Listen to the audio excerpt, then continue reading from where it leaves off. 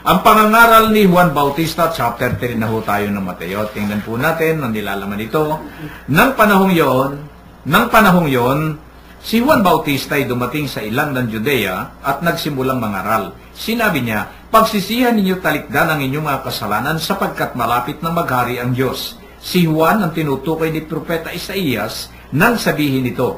Ito ang sabi ng isang sumisigaw sa ilang. Ihanda ninyo ang daraanan ng Panginoon. Tuwirin ninyo ang kanyang mga landas. Hinabing balahibo ng kamedyo ang damit ni Juan at balat ang kanyang pamigkis. Ang kanya namang pagkaibalang at pulot-pukyutan. At pumunta sa kanya ang mga taga-Jerusalem, taga-Judea at mga naninirahan sa magkabilang panig ng Jordan. Ipinahayag nila ang kanilang mga kasalanan at sila'y binautismuhan ni Juan sa ilog Jordan. Ngunit, nang makita niyang marami sa mga Pariseo at mga Saduceo ang lumalapit upang pabautismo, sinabi niya sa kanila, kayong lahi ng mga udupong, sino ang nagbabala sa inyo upang tumakas sa parusang darating? Ipakilala ninyo sa pamamagitan ng inyong pamumuhay na kayo'y nagsisisi. Huwag ninyong ipangahas na kayo'y anak ni Abraham. Sinabi ko sa inyo, ang Diyos ay makadilika ng mga tunay na anak ni Abraham mula sa mga batong ito. Ngayon pa'y nakaambana ang palakol sa ugat ng punong kahoy. Ang bawat punong kahoy na hindi mabuti, ay ang bunga ay puputulin at ihahagis sa apoy. Binabautismo ko kayo sa tubig bilang tanda ng pagsisisi ninyo, pagtalikod sa inyong mga kasalanan. Ngunit, ang dumarating na kasunod ko, ang magbabautismo sa inyo sa Espiritu Santo at sa apoy. Siya ay makapangyarihan kaysa akin. Hindi ako karapat-dapat kahit tagadala ng kanyang panyapat. Hawak niya ang kanyang kalaykay upang alisin ang dayami. Titipunin niya sa kabaligang trigo, ngunit ang ipay susunugin sa apoy na di mamamatay kailanman. Banako, Kuya Bert, Kuya Joe, magkaiba pala. Dito natin, mabibigyan ninyo kami ng paliwanag, Kuya Bert, dito. Kami ni Kuya Joe na, kasi ito yung dalawang bautismo. Isang bautismo sa tubig, isang bautismo dito sa, karamihan kasi, makikita natin dito yung mga bautismo ng iba nating ibang mga nananampalataya. May iba-ibang nananampalataya. May bautismo sa tubig, mga inilulublob. Meron naman tayong bautismo sa atin naman na yung binubuhusan, na ganyan. Pero ang nakakakuan dito, yung merong Espiritu Santo. Yung sa ngalan ng siya'y makapangyarihan sa akin, di ako karapat-dapat. At nakalagay dito yung pagbabautismo sa tubig, pero yung kasunod niya ay magbabautismo sa Espiritu Santo. Pwede ba bigyan nyo kami rito ng magandang paliwanag pa, Kuya Bert, para maunawaan namin? Alam mo, Kuya Min, bago nating tahakin yon, simulan natin doon sa unang binasa mo. Yung sinasabi ni Juan Bautista sa kanyang pangangaral, tuwirin ninyo ang daan ng Panginoon. Pagsisihan ninyo talikdan ang inyong mga kasalanan. Ano bang ibig niyang sabihin? Paano mo maitutuwid ang dadaanan ng Panginoon? Una, maraming likong pagsunod ang mga Israelita nung panahong iyon. Hindi tama ang kanilang tinatahak na daan. Hindi bali makasagasa sila sa iba, lalo't higit yung mga hindi nila kalahi ay itinuturing nilang makasalanan. Ito'y pinagkakasala nila. Nagkakasala sila sa Diyos, nagkakasala sila sa kanilang kapwa. Nang ibig sabihin ng Panginoon na dapat ikaw, noong panahon pa lamang ngayon, maging born again ka na.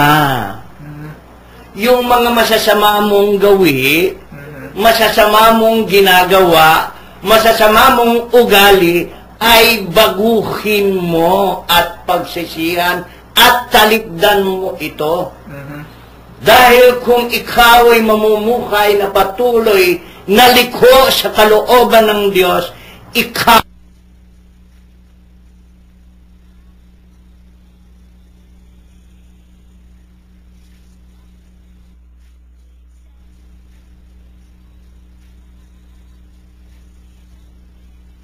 nga, Kuya Min, paano itong pagbabautismong ito ni Juan?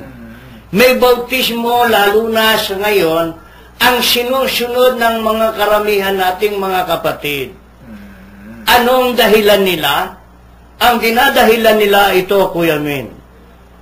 Ito po'y bato-bato sa langit. Tama ay sana'y huwag magagalit. Pero pag tinamaan kayo nito, bukol kayo. At kung tatamaan din kayo, baka impyerno patuloy ninyo. No? Una, itong ginagamit nilang ito'y pagsisisi. Pagbabalik loob sa Diyos. Ito ang kanilang binabandila. Dahil mismo ang Panginoong Yesus ay nagpabautismo kay Juan Bautista. Ang bautismo ni Juan Bautista ay bautismo ng pagsisisi o tinatawag natin sa English ng baptism of repentance. Repent! Hindi ito ang inutos ng Panginoong Diyos bago siya umakyat sa langit.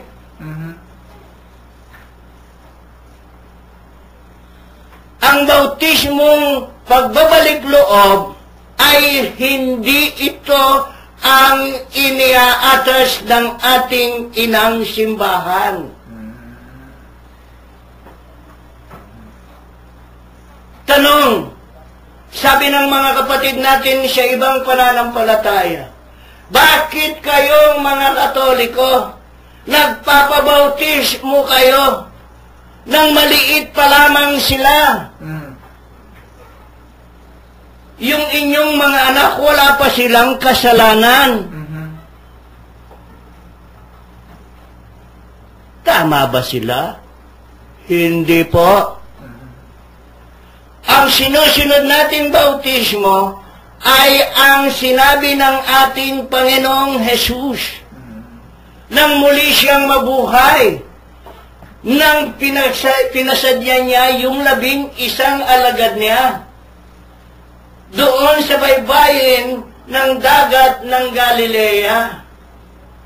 At sinabi niya bago siya umakyat sa langit, humayo kayo, gawin ninyong mga alagad ko ang lahat ng bansa. Binyagan niyo sila sa ngalan ng Ama, ng Anak at ng Espiritu Santo. At turuan niyong sumunod sa lahat ng pinag-uutos ko sa inyo. Ngayon, alin itong utos na ito? Ito ang sinusunod natin.